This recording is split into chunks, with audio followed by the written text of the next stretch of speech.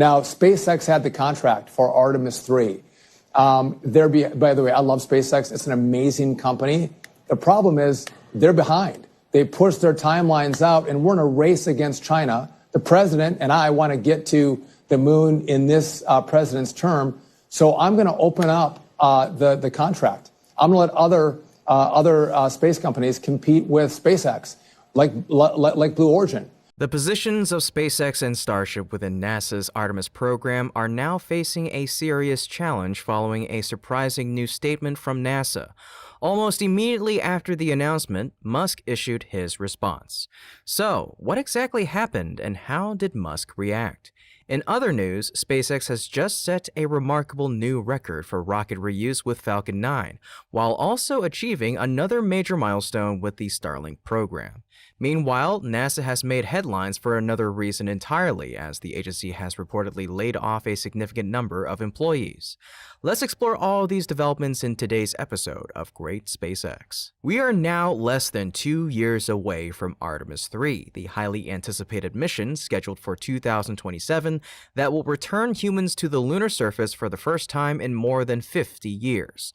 This mission holds immense significance not only because of the symbolic return to the moon, but also because it could determine which nation will lead the new space race of the 21st century. SpaceX and its Starship HLS, or Human Landing System, have been officially assigned to carry out this historic task. However, that arrangement may now be in jeopardy following a surprising new statement from NASA itself, the very agency that awarded SpaceX the contract several years ago. Recently, NASA's acting administrator Sean Duffy made headlines after announcing a major shift in the agency's approach to the Artemis program. He stated that NASA would open the development of the HLS to new competition. On X, Duffy wrote, "We are in a race against China, so we need the best companies to operate at a speed that gets us to the moon first. SpaceX has the contract to build the HLS, which will get US astronauts there on Artemis 3. But competition and innovation are the keys to our dominance in space. So NASA is opening up HLS production to Blue Origin and other great American companies." In another post, Duffy added, "A little competition does not hurt and it spurs innovation. American companies will now be able to compete to see which one can get us back to the moon first. We are going to beat China there, and we are going to do it under the leadership of the president." From Duffy's statements, it's clear that NASA is placing tremendous emphasis on the goal of being the first to return to the moon, primarily in the context of its rivalry with China's rapidly advancing lunar program. Within that competitive framework, NASA seems to believe that SpaceX's progress on Starship has not been as fast as they had hoped. Indeed, when we examine Starship's development timeline, there are signs of concerns. After 3 years of test flights and 11 launches, Starship has made impressive strides improving its fundamental systems. However, many critical milestones for the lunar variant have yet to be achieved. These include in-orbit refueling, successful orbital payload delivery, and controlled landings, key capabilities needed for the Artemis 3 mission. At the current rate, it is likely that SpaceX will spend the first half of next year finalizing those objectives, with refueling infrastructure construction beginning mid-year. That tight timeline raises legitimate questions about readiness for the 2027 deadline. Additionally, Starship's sheer size and design complexity present their own set of challenges. The lunar landing sequence involves coordination with other systems and spacecraft, making each test an intricate and high-stakes process. In response to these delays, Duffy's proposed solution is unconventional but strategic. Rather than removing SpaceX from the program entirely, NASA is introducing competition to create motivation and drive innovation across the industry. Blue Origin appears to be the primary beneficiary of this policy shift, as the company continues developing its Blue Moon Mark 1 and 2 landers. Naturally, SpaceX and Musk did not stay silent following these remarks. Musk, known for his bold and unfiltered responses, quickly pushed back. He stated, "They won't. SpaceX is moving like lightning compared to the rest of the space industry. Moreover, Starship will end up doing the whole moon mission. Mark my words." When asked about competitors like Blue Origin, Musk was characteristically blunt. He remarked, "Blue Origin has never delivered a payload to orbit, let alone the moon." Beyond the immediate rivalry, Musk emphasized a long-term vision that distinguishes SpaceX from traditional lunar lander programs. He stated, "A permanently crewed lunar science base would be far more impressive than a repeat of what was already done incredibly well by Apollo in 1969.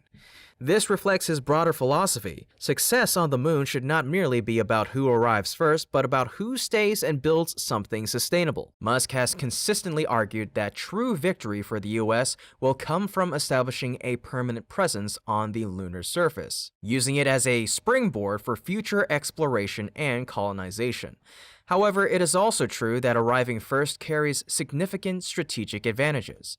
Being first would allow NASA and SpaceX to claim the most favorable locales for future bases and to set key precedents in lunar exploration and resource utilization.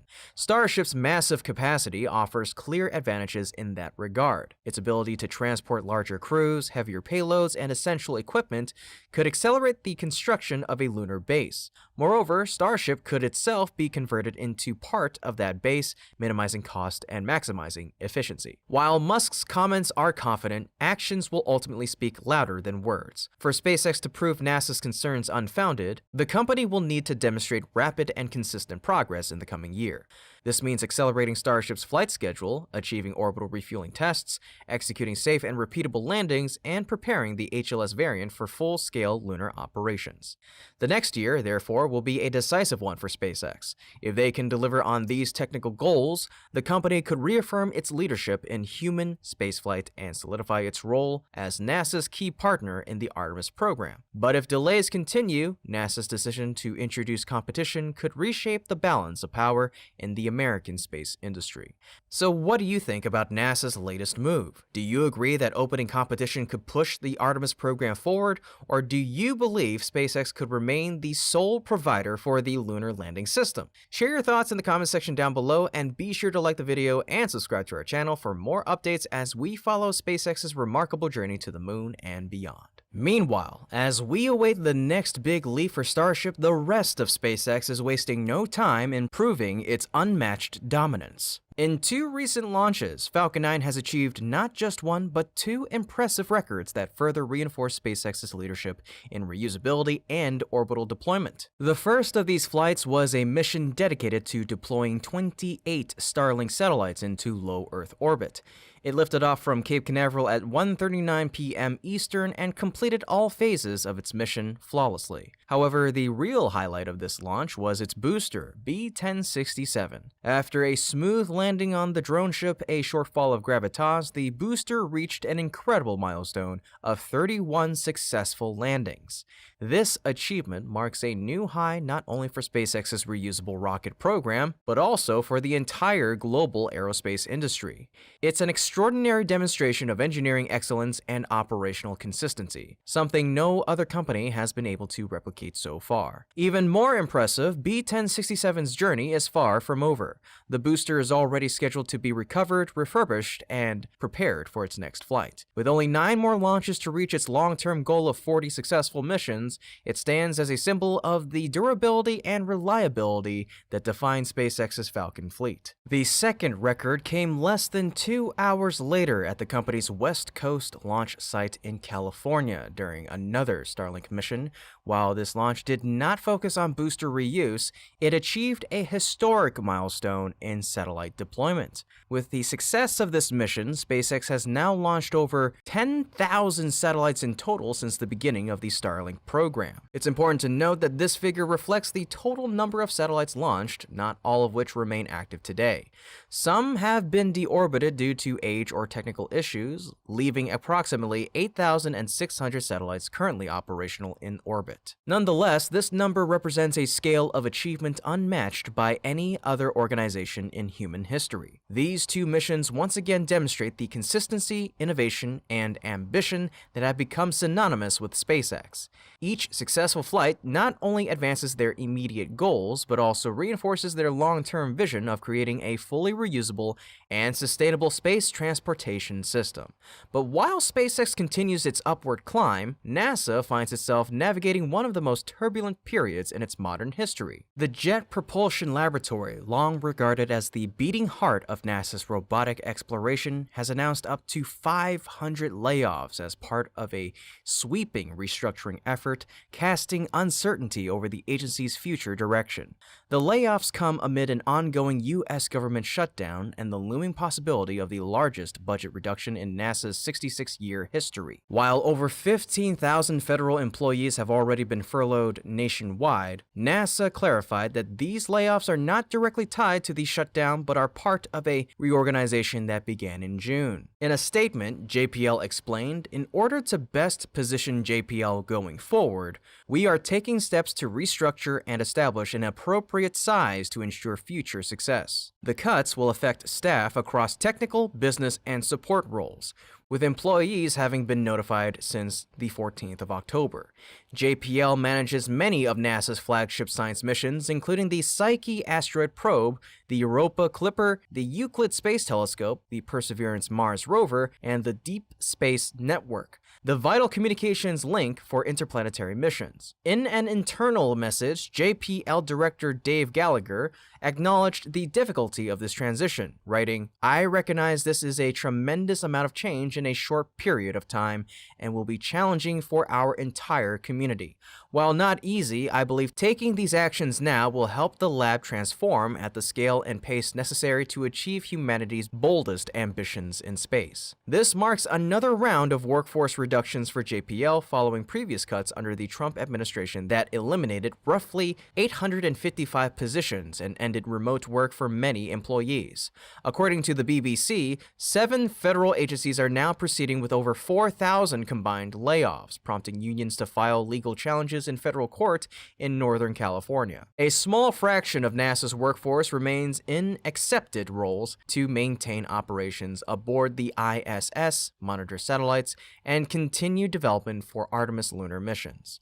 The full consequences of these layoffs remain uncertain, but many fear they could slow progress on critical projects and weaken NASA's leadership in space exploration. The coming months will determine whether the agency can adapt to this crisis and continue its mission to push the boundaries of human discovery. What a dramatic turn of events! That's honestly the best way to describe the recent tension between Musk's SpaceX and NASA's current leadership over the past few days. At the heart of this dispute lies NASA's plan to reconsider or potentially replace the HLS for the Artemis 3 mission. This move has created a clear point of conflict between the two sides. As a result, SpaceX now faces growing pressure to provide detailed updates and concrete proof of progress on its Starship HLS prototype in order to maintain its position within the Artemis program. Fortunately, it seems that Musk and SpaceX have begun to reveal more information about their ongoing development efforts, giving the public and NASA a clearer view of where things stand. So how far has the Starship HLS actually progressed? Will it be ready in time for the Artemis 3 mission? And how might this recent disagreement reshape the future of Artemis itself? The recent tension between SpaceX and NASA has taken many by surprise, especially with less than 2 years remaining before Artemis 3, the long-awaited mission that will return astronauts to the moon. According to NASA's acting administrator Sean Duffy, SpaceX's progress may not be fast enough to meet the deadline, raising fears that the US could lose its lunar lead to China. His remarks sparked a wave of concern within the space community, placing renewed attention on SpaceX's development of the Starship HLS. For SpaceX, maintaining confidence now depends on visible progress. While the company has repeatedly achieved the extraordinary, this moment demands proof. A fully assembled Starship HLS has yet to be revealed, but several leaked components have provided tantalizing clues about its design. Among them, the airlock compartment, modern, compact, and functional, suggests a refined approach to lunar surface access. Elevator tests, too, have offered a glimpse into how astronauts will move between Starship's cabin and the moon's surface. Another notable element is the distinctive nose cone that has remained at SpaceX's production site for years. Once surrounded by speculation, its true purpose remains uncertain. though many believe it belongs to an early HLS prototype. These pieces, though fragmentary, hint that SpaceX is quietly nearing a major unveiling. Two main versions of the Starship HLS are rumored to exist. One features a clean, minimal exterior without flaps or heat shields, supported by foldable landing legs. The other design integrates fixed legs and large solar arrays along the hull, ideal for long-duration lunar stays. Inside, the layout reportedly mirrors Dragon's efficient two-level structure, with added systems for life support and crew operations. Together, these features reflect a spacecraft engineered for endurance, safety, and sustained lunar activity. Still, enthusiasts and experts alike want more than glimpses. With time slipping away before Artemis 3, SpaceX must soon transition from design to demonstration. Visible testing and a completed prototype are now essential to proving readiness to NASA and the world. Musk recently fueled excitement when he stated, "SpaceX is moving like lightning compared to the rest of the space industry. Moreover, Starship will end up doing the whole moon mission. Mark my words." His phrasing suggests ambitions far beyond a single landing, hinting at a larger plan to make Starship the foundation of a permanent lunar presence. Given its massive payload capacity and full reusability, Starship could evolve into both a lander and a long-term lunar base platform. Further optimism comes from reports of a private conversation between SpaceX President Gwynne Shotwell and Sean Duffy, in which Shotwell expressed confidence that the HLS will be ready on schedule. If accurate, the first complete prototype could be revealed within the next few months, potentially marking one of the most anticipated unveilings in modern space history. However, even with a prototype ready, major hurdles remain. SpaceX must complete a demanding list of milestones before human lunar missions can proceed. Repeated orbital flights, reliable payload delivery, booster and ship landings, and most critically, in-space refueling, a technology never before demonstrated at this scale. These efforts will define the company's trajectory over the coming year and determine whether Artemis 3 can launch by 2027. If SpaceX can deliver on these fronts, the US will retain its lead in the new lunar era, and humanity will stand at the threshold of a sustainable moon presence. But failure to meet those goals could shift the balance of the space race. So, what do you think? Will SpaceX unveil the full Starship HLS soon and stay on track for Artemis 3? Share your thoughts in the comments section, and let's see whether the next great leap for humankind will be led by Starship. In fact, the early release of Starship HLS will be crucial for SpaceX as it works to ease the growing tension with NASA. Recently, Acting Administrator Sean Duffy signaled his intention to open up competition for the HLS contract, with Blue Origin appearing to be the main alternative contender. However, Musk has maintained that SpaceX remains on a strong trajectory, highlighting Blue Origin's shortcomings while emphasizing the importance of sustained lunar presence over simply reaching the moon first. Yet the rivalry between these two leaders has evolved far beyond a technical or corporate disagreement. Duffy recently fueled the competition with a public statement that read, "Love the passion, the race to the moon is on. Great companies shouldn't be afraid of a challenge. When our innovators compete with each other, America wins." His remarks were clearly meant to rally enthusiasm across the aerospace community and push companies like SpaceX to prove their worth once again. Musk, on the other hand, responded sharply. His online remarks have been far more subtle, including a post mocking the acting administrator by calling him Sean Dummy. What began as a debate over contracts has now escalated into a political and leadership battle over who will officially lead NASA into the next era of lunar exploration. As 2025 nears its end, the United States still lacks a confirmed NASA administrator during the first year of Trump's new term. Typically, such a vital position would have been filled early on, yet the agency continues under temporary leadership. The delay stems from a change in nominations after Trump unexpectedly withdrew his earlier support for Jared Isaacman, a billionaire entrepreneur and private astronaut who has long been an ally of Musk and SpaceX. Now, Isaacman's prospects seem to be rising again. Musk remains one of his strongest advocates, and their partnership through groundbreaking missions such as Inspiration 4 and Polaris Dawn stands as proof of his capability and commitment to advancing spaceflight. Further strengthening his candidacy, 28 former NASA astronauts recently signed a joint letter addressing to Senate leadership, endorsing Isaacman as the ideal candidate for NASA's top position. Their united support reflects not only respect for Isaacman's leadership, but also a desire for stability and progress within the agency. Sean Duffy, however, appears equally determined to secure his position permanently. His push to expand competition for Artemis 3 and frame it as a race to beat China to the moon is seen as a strategy to boost his influence and credibility. Some insiders even suggest that Duffy aims to merge NASA into the Department of Transportation, the agency he currently heads, effectively consolidating power and eliminating interagency competition. The ambition has attracted mixed reactions. Duffy has garnered support from several large and mid-sized aerospace firms who see new opportunities under his leadership. Some within political circles believe Trump might favor Duffy for his assertiveness, though the president has so far remained neutral. Meanwhile, Musk has made it clear that he firmly opposes Duffy's leadership. In a series of biting comments, he questioned Duffy's competence, writing, "Should someone whose biggest claim to fame is climbing trees be running America's space program? And the person responsible for America's space program can't have a 2-digit IQ." These remarks left little doubt about where Musk stands in this escalating power struggle. As the political landscape sharpens, two clear factions are taking shape.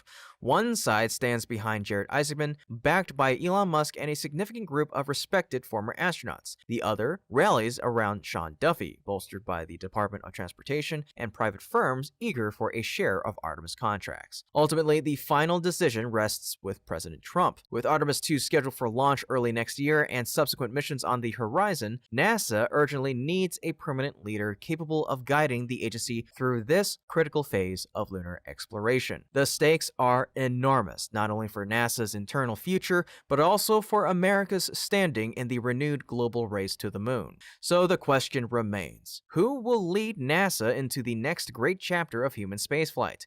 Will it be Isaacman, the visionary backed by astronauts and innovators, or Duffy, the administrator pushing for open competition and broader control? Share your thoughts below and tell me who you believe should guide NASA toward its next giant leap. And so, after this internal competition, how will Artemis change? My friends, it will undoubtedly evolve in significant ways. It's clear that the mission's trajectory could shift dramatically depending on the outcome. If Isaacman secures the leadership position, Starship will likely take center stage in NASA's lunar efforts. With his strong ties to SpaceX, Isaacman would almost certainly grant Starship a dominant role, possibly even entrusting it with the whole moon mission, as Musk once said. This, of course, depends on SpaceX demonstrating real progress with the Starship HLS prototype and its upcoming test flights.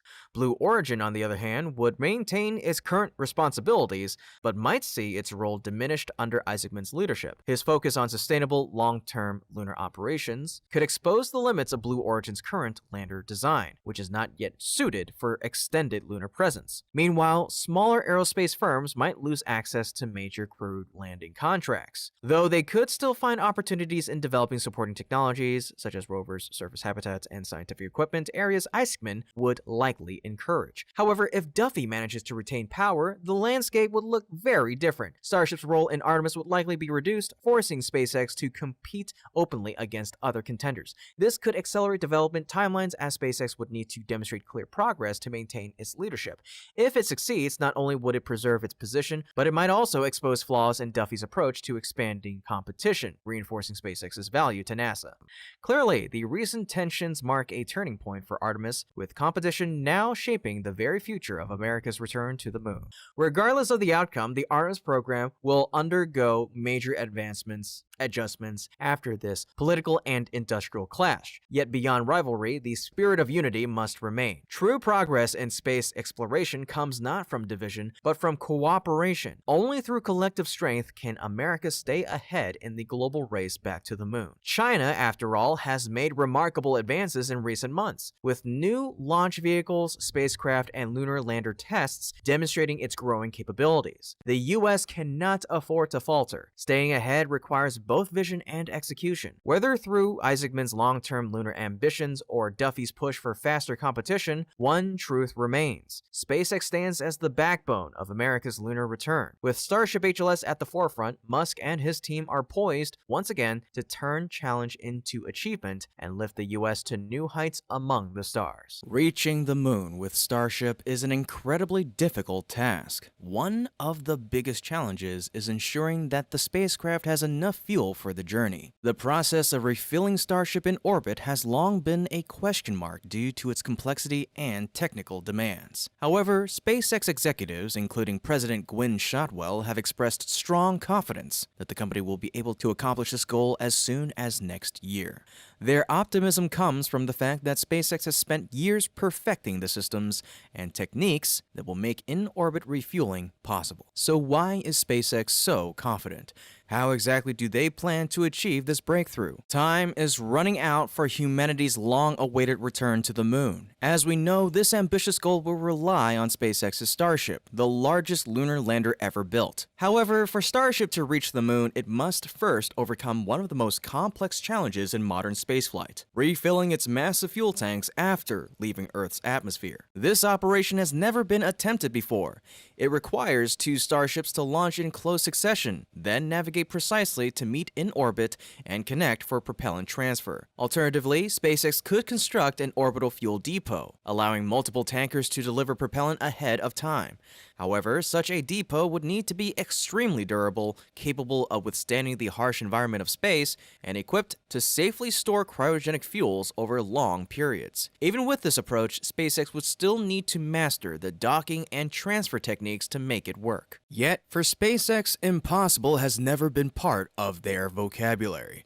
During the recent World Space Business Week conference, SpaceX's president Gwynne Shotwell expressed strong confidence in their ability to achieve this milestone. "We know we can dock 2 spacecraft," she said. "We've flown Dragon to the ISS dozens of times already." Musk has echoed this sentiment in the past, explaining that because we are simply docking with ourselves, this is a much easier problem than docking with the space station, which SpaceX already does several times a year.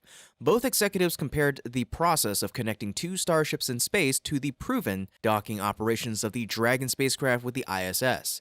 In essence, the 2 procedures share a similar concept. One vehicle remains in orbit acting like the ISS, while the other approaches, aligns, and docks. In this case, the Starship target would play the role of the ISS, and the Starship chaser would behave like Dragon. However, as Musk and Shotwell have both pointed out, docking Starship to Starship will actually be simpler. Unlike Dragon and the ISS, which are 2 different systems, the 2 Starships are identical, allowing for better synchronization and control. Additionally, in ISS missions, the station maintains its orbit passively, while Dragon performs all maneuvering. In contrast, SpaceX will likely have full control over both Starships during refilling, enabling them to coordinate actively and dock faster and more efficiently. SpaceX has already demonstrated remarkable precision in orbital docking. The company's Dragon spacecraft has completed 52 missions so far, including 33 cargo flights and 19 crewed missions.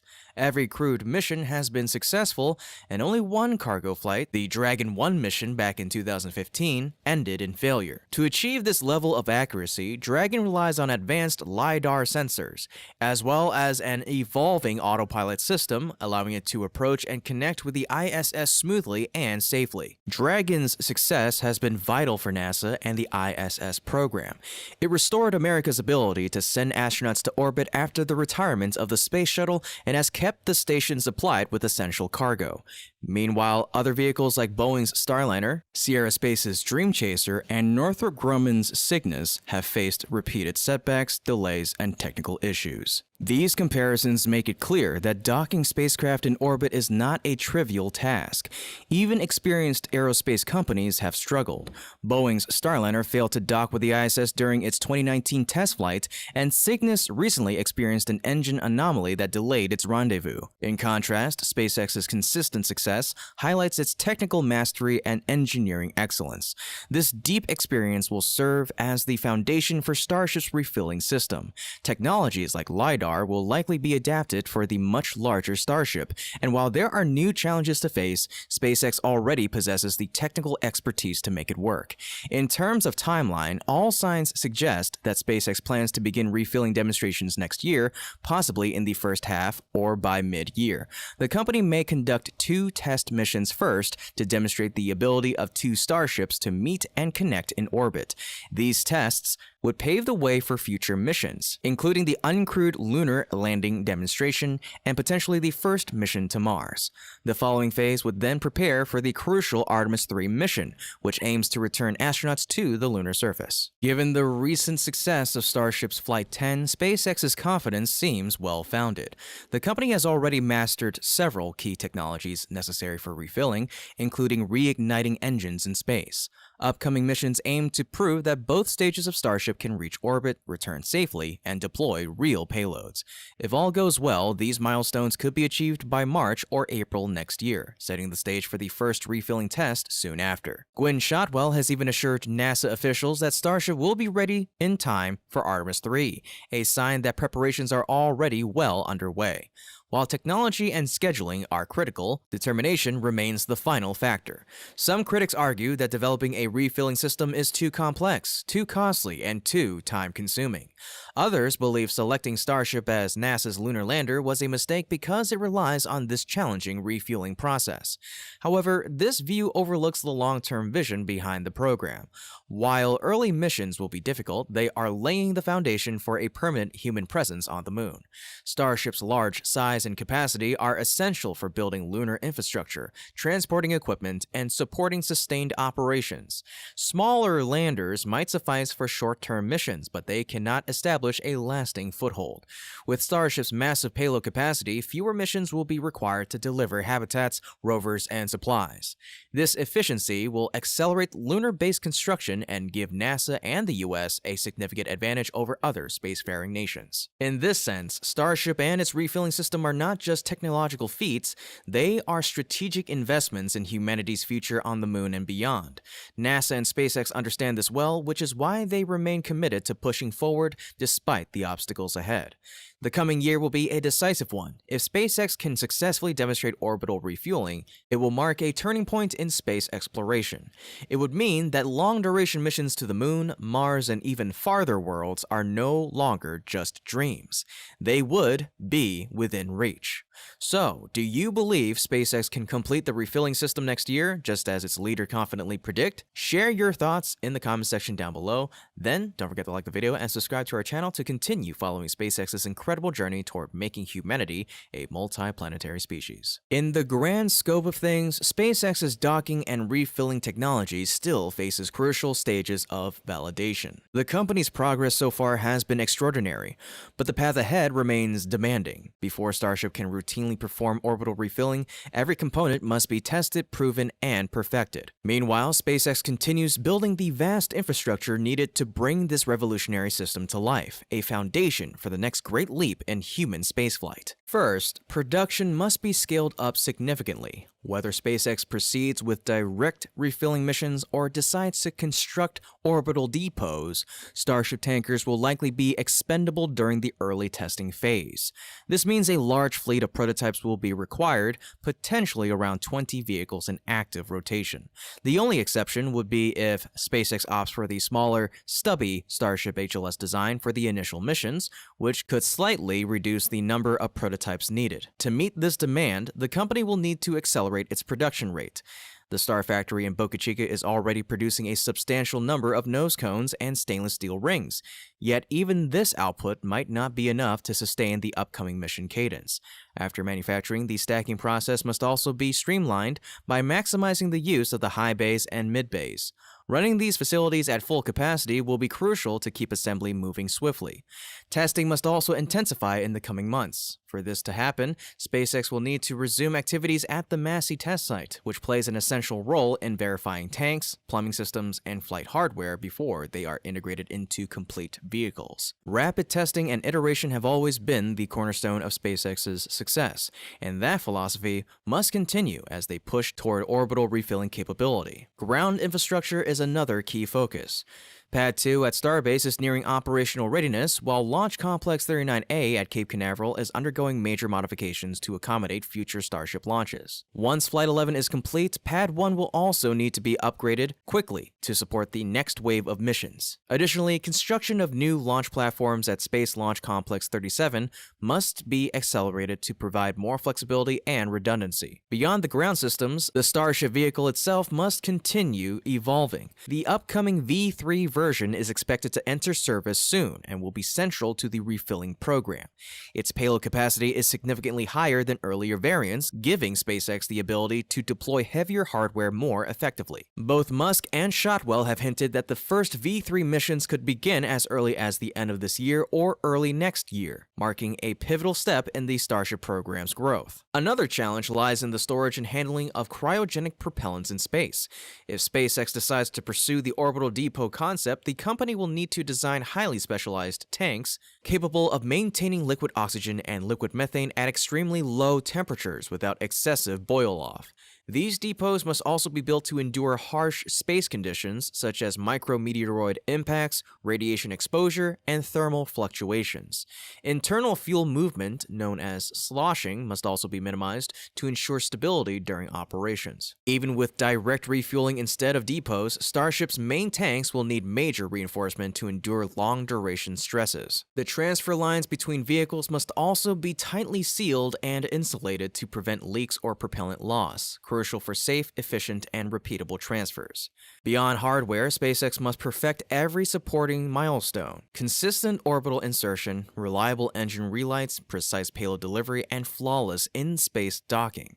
Each success lays the groundwork for the next, all of which must align by mid-next year to stay on track for Artemis and Mars. It's an immense logistical and engineering challenge. Every system, such as production, testing, launch, and spacecraft design, must operate in harmony. If SpaceX achieves this, it won't just secure Starship's place in Artemis, but also bring humanity one step closer to becoming a multiplanetary species. The path to completing SpaceX's orbital refilling system is steep and uncertain, yet the company remains remarkably confident. Countless preparations must unfold within a tight window, making this one of Starship's most demanding phases. Speed, precision, and focus are all essential. What stands out is the optimism of SpaceX's leadership. They liken Starship's future refilling process to Crew Dragon's ISS dockings, implying that the same expertise could soon enable this far greater challenge. If successful, it would mark a groundbreaking leap in space technology, built on years of experience and relentless innovation. Such an achievement would unlock Starship's full potential, carrying humanity beyond the moon to Mars and beyond. A dream long confined to fiction is drawing closer to reality. The question now isn't if SpaceX can do it, but when. And when that moment comes, it could forever redefine what humanity believes is possible. Landing Starship on the moon has always been a topic that sparks much discussion, because there are many different scenarios that could play out for such a mission. Among those scenarios, the idea of landing with legs has often been raised. However, it's important to remember that the current version of Starship is built without legs, and this is most likely the approach SpaceX intends to use for its lunar missions. So how exactly will SpaceX land Starship without legs? What challenges does this approach present?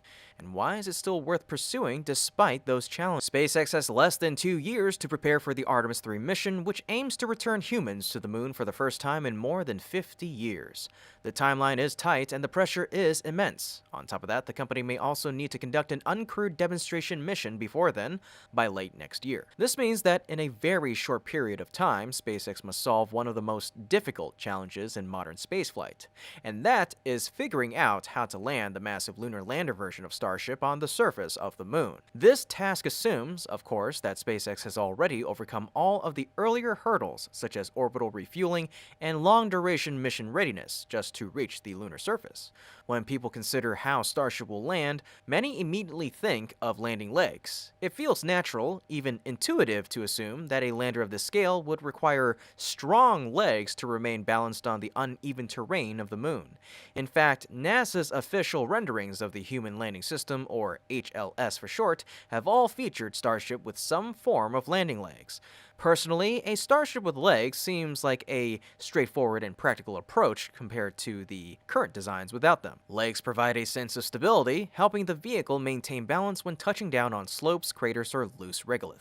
Yet the question remains, is landing with legs really the perfect solution? So far, SpaceX has given every indication that it intends to move forward with a Starship design that does not rely on legs. Many fans of the program do not like this direction because it is optimized for catching Starship with the massive mechanical arms of the launch tower, also known as Mechazilla, rather than standing on its own supports. In the long term, SpaceX clearly envisions a future where rockets land and are rapidly turned around by towers both on Earth and eventually on other worlds. That approach suggests that a legless Starship design will be the priority. Still, it's worth looking at why legs, despite their apparent benefits, are not a perfect answer. The first challenge is complexity. Designing a leg system that can handle the extreme size and weight of Starship is far more difficult than the landing legs on Falcon 9. A folding leg design might allow neat stowage and convenience during flight, but it would also introduce mechanical joints that are vulnerable to failure.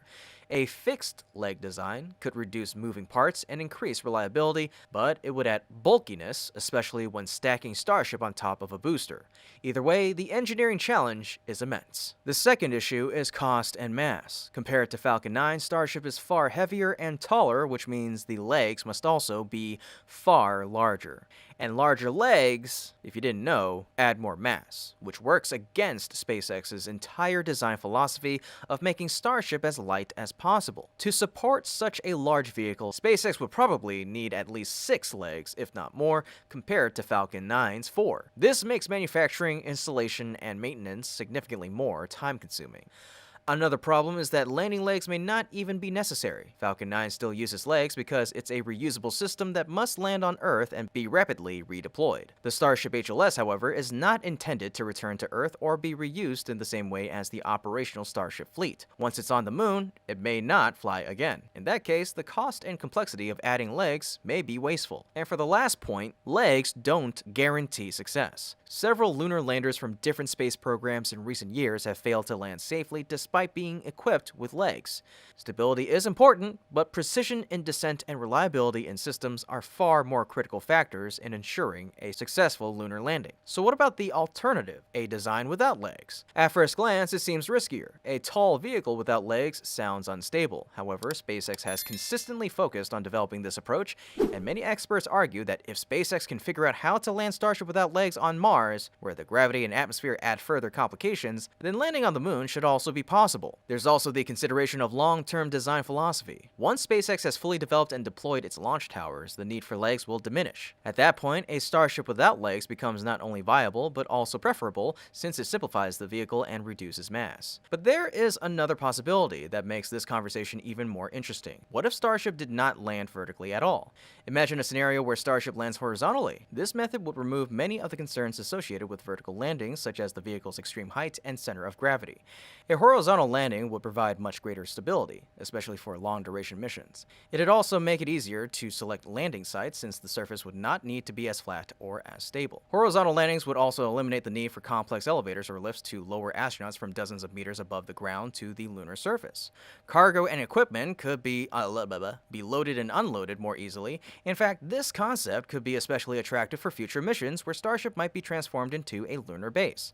By landing horizontally, the spacecraft itself could become the foundation of a habitat, with astronauts walking directly in and out of it. Several methods could make this feasible. SpaceX might use cranes or cables to carefully lower Starship onto its side after landing. Alternatively, they could design cushion systems to absorb the impact as the vehicle transitions from vertical to horizontal. The most ambitious possibility would be to use Starship's own engines and thrusters to perform a controlled maneuver, gently laying the spacecraft down immediately upon touchdown. This would save time, effort, and infrastructure while reducing the need for external support systems. Horizontal landings would also provide better protection. For example, regolith could be piled around the sides of the Starship to shield it from harmful radiation. This is much more practical with a vehicle lying on its side than standing vertically. Of course, this approach is not without its own challenges. The transition from flight to horizontal orientation would require precise engineering. With no aerodynamic surfaces on Starship HLS, the maneuver would rely entirely on thrusters and engines. These systems would need to work in perfect harmony to balance the vehicle and set it down gently. Then there's the issue of launch. Missions that require ascent from the lunar surface would need Starship to stand up vertically again. That is a major challenge because lifting such a massive vehicle from a horizontal position to vertical would require immense thrust and careful engineering. The internal design of Starship also presents a problem. Much of the vehicle is engineered with the vertical pressure loads in mind. Tanks, payload compartments, compartments and internal structures may not handle horizontal orientation without reinforcement. The shift could cause pressure imbalances in the fuel tanks, leading to risks such as fuel sloshing or leakage. SpaceX would need to find creative ways to counteract these issues, perhaps by designing mechanisms that keep key systems stable regardless of orientation. Even in a horizontal state, Starship would still need some kind of stabilizing support. Small legs, pegs, or anchor points could be required to prevent it from rolling on uneven terrain or shifting due to impacts. These would add another layer of complexity to the design. All of these factors highlight just how challenging it is to design a reliable lunar lander at Starship's scale. SpaceX's decision to pursue either a legged or legless design would depend on many considerations, including cost, timeline, reliability, and long-term goals. So, what do you think? Is a legless Starship worth pursuing? Could horizontal landings be the unexpected solution that makes it possible? Let me know with a yes or a no in the comment section down below. Keep in mind, regardless of what we think, the decision will ultimately rest with SpaceX, as they balance ambition with practicality. For me, both approaches to landing Starship, whether with legs or without, deserve serious consideration. Each path brings distinct advantages, and the choice may ultimately depend on the mission profile and the stage of the program. What works best for a lunar landing may differ from what is optimal for a Mars mission, and SpaceX's flexibility in exploring both options could prove to be one of its greatest strengths. The non-leg version seems best aligned with SpaceX's long-term vision. This design is clearly intended for a future where launch and landing systems, such as the Megazilla arms, are fully built and operational. In that scenario, the non-leg Starship has the advantage of simplicity, reduced weight, and better integration with the rapid turnaround model that SpaceX is aiming to establish. Once stability in operations is achieved and the supporting infrastructure is in place, this version could dominate the long-term future of Starship missions. However, the early stage of the program is where both versions deserve attention. The Starship with legs could play a key role in the first missions, especially when landing in new and uncertain environments. Legs provide an additional layer of stability and reduce reliance on ground-based support systems. This makes them attractive for early lunar missions where safety is the highest priority. In fact, SpaceX could even consider adapting such a legged design for conventional Starship variants if they decide to attempt landings on ocean-going drone ships in the future. On the other hand, the non-leg version could open possibilities for more complex missions. In areas with uneven terrain or when considering the potential to convert Starship into a base, the option of horizontal landing that has been discussed might offer unique advantages. This shows that the non-leg version has flexibility, especially for later stages of lunar and Martian exploration. For now, though, as we look toward Artemis 3 and the first crewed lunar landings, it seems like the legged version of Starship has the higher chance of being selected. Despite the challenges that come with its height and mass, the combination of NASA and SpaceX's planning suggests that the first generation of crewed missions will prioritize the safety and reliability that legs provide. In the end, both designs have a place in the program, and each could serve an important role as SpaceX and NASA work together to achieve humanity's return to the moon. Indeed, landing on the moon stands as one of the most thrilling and highly anticipated milestones of modern space exploration, but it also brings enormous challenges. Overcoming them will demand carefully calculated choices from SpaceX. Among the most debated is whether Starship will ultimately rely on landing legs or operate without them. It's far from a simple question. Each path carries its own risk and advantages, and the outcome could shape the future of lunar exploration. The answer may come sooner than expected as we enter the latter half of 2025. Preparations are becoming more urgent. A crucial uncrewed lunar landing demonstration is already targeted for late 2026, and an official version of Starship HLS is likely to be revealed early next year. That design could become one used for the first Artemis missions. However, it doesn't necessarily mean it will remain the long-term solution, since future lunar operations may require different approaches. Having multiple options for landing demonstrates the flexibility and adaptability of Starship compared to other spacecraft. It reinforces the idea that Starship will play a central role in humanity's effort to return to the moon, no matter how the design evolves. Of course, before Starship can touch the lunar surface, there are still enormous hurdles to clear. SpaceX must first perfect Starship's landings here on Earth. On top of that, the orbital refueling system, an essential technology for sending Starship beyond Earth, still needs to be fully developed and tested, and without that capability, no lunar landing will be possible. The timeline is tight. These systems must be advanced over the next year into 2026, marking one of the most critical periods in SpaceX's history. The pressure is even greater because this is not just a race against technical challenges, it's also a race against international competition. China has made significant progress toward its own lunar ambitions and is rapidly positioning itself as a formidable challenger in the new space race. The stage is set for an extraordinary few years ahead. Whether with legs or without, Starship's path to the moon will shape the future of exploration, and all eyes are watching to see how this historic race unfolds. This new era will officially begin with Flight 12. The biggest questions right now are when this flight will take place and what it will accomplish. However, recent updates from SpaceX and Musk, along with visible progress on several key vehicles and systems, may already provide us with the answers. So, when will Flight 12 launch? Will it happen this year, or will it be pushed to next year? And just how important will this mission be for the future of Starship? Flight 11 marked the end of an important chapter in SpaceX's Starship program. It was the final mission to feature the second-generation systems, Starship V2, Booster V1, Raptor 2 engines, and the original Pad 1. Each played a key role in shaping Starship's evolution, but their retirement signals the dawn of something greater. The upcoming generation, Starship V3, Raptor 3, and the new Pad 2 will define the next era of development, beginning with Flight 12. The main question now is, when will Flight 12 launch? Two windows are being discussed: late this year or early next year, with growing optimism for a 2025 debut. Musk stated during the Flight 10 livestream that the V3 system will operate through 2025 and 2026, suggesting the first launch could happen before the year's end. Gwynne Shotwell's remarks have also hinted at a similar timeframe, giving further weight to the late 2025 launch target. If SpaceX maintains its current pace, the company has roughly 2 months to prepare for Flight 12 by December's end,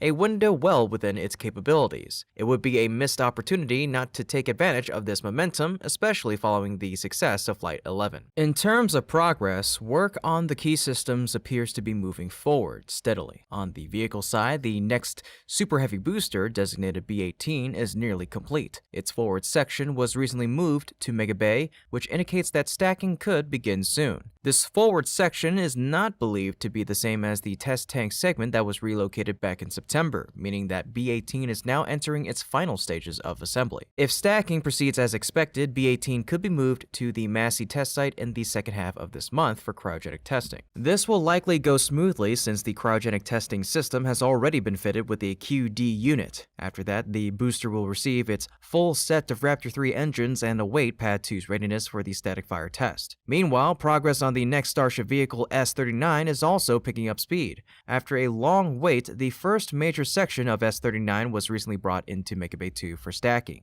Additional segments are expected to arrive in the coming weeks. Based on previous build timelines from the V2 era, SpaceX typically needs about 6 weeks to complete a full vehicle stack. If this pace continues, we could see a fully assembled S-39 prototype by the second half of November. Should everything go according to plan, cryogenic testing could begin by the end of that month. The ship's cryogenic testing system has also been equipped with its own QD setup at Massey, ensuring that testing can proceed smoothly once the vehicle is ready. After cryogenic trials, the vehicle will return to Massey for engine installation, followed by static fire testing in early December. If those steps remain on schedule, a launch window in the second half of December remains a realistic target. Of course, all of this depends heavily on the readiness of the ground systems. The static fire test for B-18, for example, cannot happen until Pad 2 is fully prepared. At the moment, smaller installations are still being completed. So far, Pad 2 has only undergone limited testing involving the chopsticks and the water deluge system at the flame trench. In the coming weeks, the facility will need to carry out stronger and more demanding trials, including a full thrust simulation, before B-18 can be brought in for integrated testing.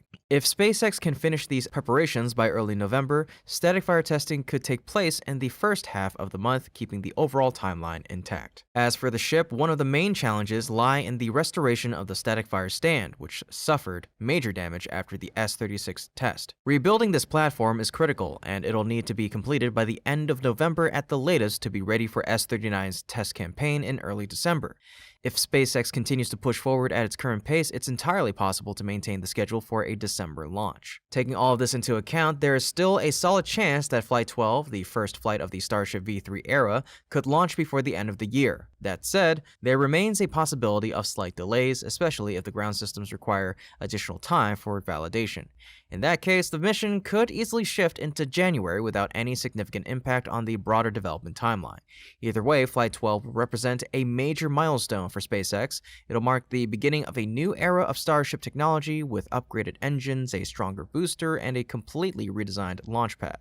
Every step taken now is setting the stage for a new phase of rapid progress. So, what do you think? think? Will SpaceX manage to launch the first V3 flight before the year ends? Let me know your thoughts on the comment section down below, and if you're feeling bold, make your best prediction for the exact launch date of this historic mission. Regardless of when it launches, Flight 12 will remain one of the most significant milestones in SpaceX's roadmap. According to information revealed so far, this will be a Starship test flight that will not attempt to reach orbit or perform a catching maneuver. This decision is understandable as it'll be the very first flight of the V3 design, and applying overly complex objectives at this stage would introduce unnecessary risks. Essentially, Flight 12 will follow the same sequence of operations as Flight 10 and 11, but it'll feature the completely new V3 hardware. This alone makes the mission a crucial step forward for the Starship program. The changes on the Super Heavy booster are particularly extensive. Every major subsystem has been upgraded or redesigned. Among the most notable improvements are the new hot staging setup, redesigned grid fins, reinforced catching points, the introduction of Raptor 3 engines, and a new fuel transfer system. These upgrades are expected to revolutionize how the booster performs during ascent and recovery. For instance, the new hot staging method will likely deliver higher separation efficiency and improved reliability by eliminating the need for the jettison process used previously. The Raptor 3 engines will provide greater thrust and enhanced reliability thanks to their simplified design and optimized manufacturing. The grid fins, now reworked in both number and configuration, are expected to offer better aerodynamic control, particularly during descent and landing. Their integration with the new catching points will also improve precision and stability during recovery operations. Meanwhile, the ship will feature a smaller yet meaningful list of upgrades. The heat shield, which has been a source of concern during recent flights, is expected to receive updates in both materials and installation techniques, allowing it to withstand re-entry more effectively. The payload compartment and dispenser system will also be improved to handle actual payloads in future missions. The catching points will be reinforced and redesigned in preparation for future recovery tests. In addition, this version will include new refueling hardware that will support in-orbit refueling trials. Of course, this flight will also provide validation data for the Raptor 3 engines on the upper stage. By keeping the mission profile similar to previous flights, SpaceX can focus entirely on evaluating these upgrades without adding unnecessary complexity. This will help the team identify how well the new hardware performs under real flight conditions while minimizing external variables. The success of Flight 12 will be critical for multiple reasons. First, it'll directly affect the schedule of future flights. Any major technical issue could delay upcoming missions, while a smooth and successful flight would allow SpaceX to accelerate its testing cadence. This would open the door to more ambitious flights, such as those involving orbital refueling or actual payload deployment as early as next year. Second, the outcome of Flight 12 will determine the objectives of the following missions. If the flight performs flawlessly, SpaceX could aim for orbit and possibly attempt a ship catch on Flight 13. However, if problems arise, another test flight may be required to validate the new systems.